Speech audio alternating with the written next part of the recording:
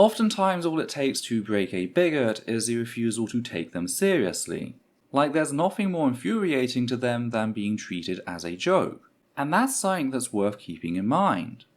It's also important for marginalised folk, specifically trans folk in relation to this video, to see non-marginalised people turn out to support us. Well, in that case, don't I have the treat for you? It's time we take a look at the train wreck that has been Kellie-Jay Keen-Minshull's hate crusade across Australia. Though before we discuss that, I just need to give a content warning for the following: transmisia, intimate partner violence, fascism, and threats of gun violence. If you like our work, please consider supporting the channel via Patreon. You can also support us by liking, commenting, and sharing this video on social media. Hi there, my name's Ethel Thurston, she, her, they, them, and we're trying something a little different today. I've been giving it some thought and I'd like to experiment with some shorter news pieces, a little more off the cuff than our usual stuff. Ooh, that rhymes. A sort of mix between the TTA show and our essays, and I thought that this would be an excellent topic to give things a try.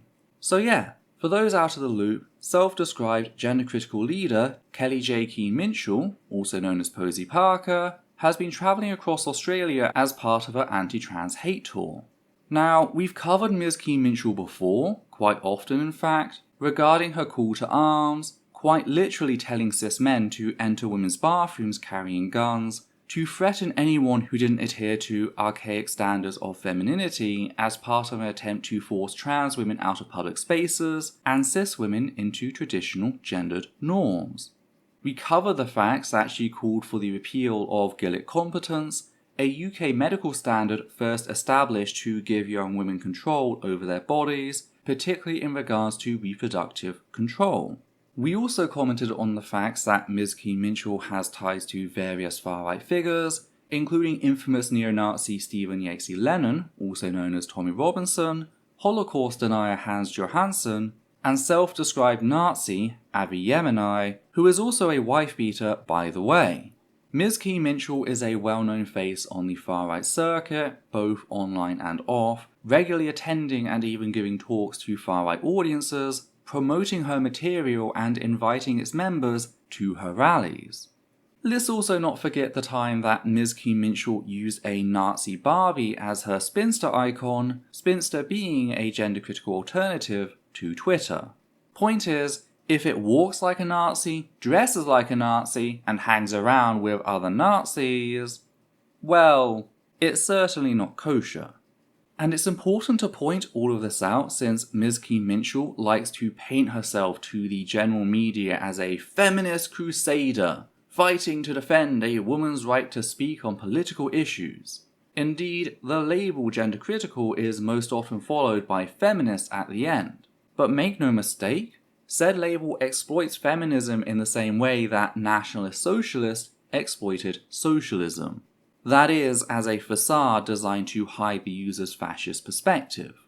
Returning to the attack on Gillick competence, the reason so much of gender-critical ideology focuses on fears regarding a drop in fertility is because they're fascists who believe that it is a white woman's duty to bear children in order to preserve the white race and prevent the great replacement by other ethnicities. A duty fascists believe extends not just to women, but white girls. This belief has its roots in the Nazi fascism of Germany, with it accusing Jewish sexologist Magnus Hirschfeld of turning users of the Berlin Institute for Sexual Research gay and trans as part of a Jewish conspiracy to weaken the German people. The Nazis then raided said institute, burning early science on trans people. That is where the majority of the books in Nazi book burnings come from, Hirschfeld's Institute for Sex Research. They kept the usernames, however, allowing them to arrest all LGBT+ folk who had used said services before placing them in concentration camps under the pink triangle. You cannot have gender-critical ideology without anti-Semitism, white supremacy, or misogyny. You just can't. They are fundamental tenets of said belief system. That's how it has always been, a fact I need to make explicitly clear. Why? Well, because of events unfurling in Australia that seem to have shattered that long upheld lie. On the 18th of March, Ms. Keen-Minshull organised a rally in Melbourne, Victoria, which faced its share of protest. This is par for the course for her, though things really caught the media's attention when open Nazis turned up to reinforce her.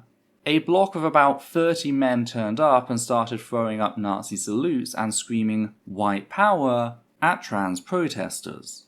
This posed a challenge for Ms. Keen-Minshull. How does she go about pretending not to be a fascist when fascists are now openly attending her rallies to defend her? Well, she lies of course, claiming that there's no association between the two events and that the countless papers who cover the issue were really sexist by focusing on the actions of men over women. Only problem is, besides her regular appearance on Nazi platforms to invite them to her rallies, we have photos of key speakers at Ms. Keen-Minshull's rally posing with open Nazis for photographs. Let me repeat that. Key speakers at Ms. Keen-Minshull's anti-trans hate rally gleefully posed with Sieg-heiling Nazis. So her assertions are not exactly a convincing argument, an opinion seemingly shared by the people of Hobart, Tasmania, where she was met with even greater protest at a rally she organised on the 21st of March, including the notable example of this woman. They will use any means necessary, any language necessary, any smears to stop us being able to speak. Why do you stand with Nazis though? Why don't you go away? Who did? Who did? No. I'm not a feminist. I'm not a feminist. Right, this girl here. Go and sit down there. Go and sit down there. Go away. Stand with Nazis. Where are the Nazis? She's a woman. She wants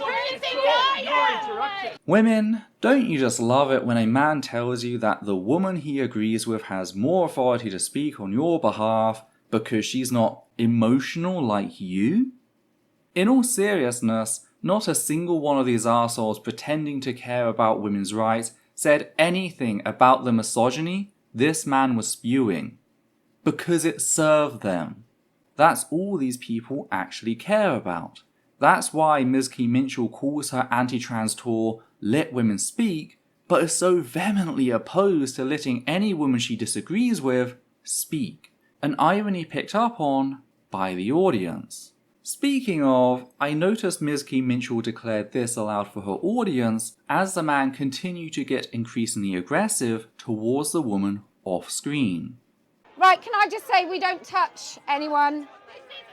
Not because it's the right thing to do, but because Ms. Keen-Minshull had her security team choke a woman for daring to try and speak at her Mel.bn rally, a fact caught on camera and subsequently shared online.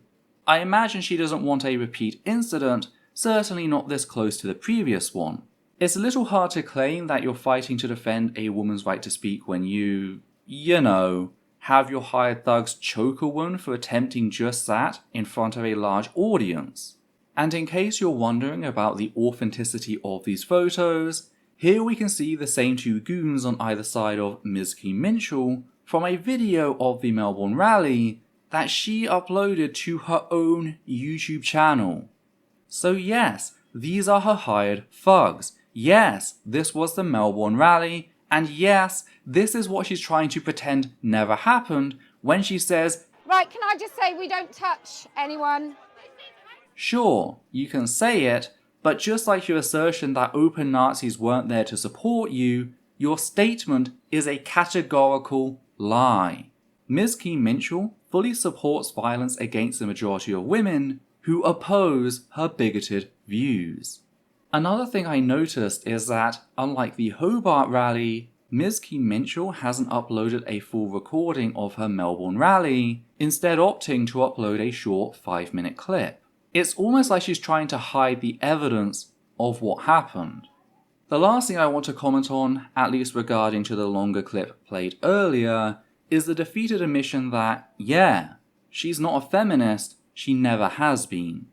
It's such a wait what moment, To see her admit that all of those claims about defending women's rights, all of those assertions that the media is simply sexist for reporting on her ties to various fascist groups, all of it was just a lie. That even as the few women who support her continue to demand proof that open Nazis attending their Melbourne rally supported her, Ms. Keen-Minshull just seems to be at her rope's end. The city of Hobart genuinely seems to have broken her, and I think she's realizing that most people are starting to catch onto her grift. Just returning to what happened in Melbourne for a second, the state of Victoria is currently working on legislation to ban Nazi salutes, a bill that seems to have bipartisan support, and it's all because of Ms. Keen-Minshull. Her hate rally will go down in legal and local history as the event that got Nazi salutes banned in Victoria. She can't escape from that, and it seems that the people of Hobart aren't letting her, telling her to go home, that her hate isn't welcome in their city.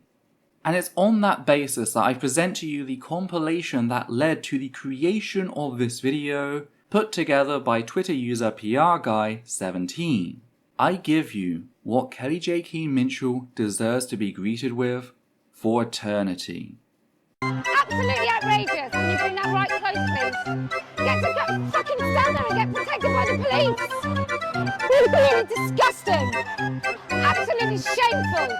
If you don't get your police force, why don't you go away? Who did? Who did? No. I'm not a feminist. Right, this girl here, go away. Oh, no. It's absolutely disgusting. Who's in charge of the police operations supposed to be protecting us? Fucking deranged arseholes. Did your mummy not give you any breakfast this morning?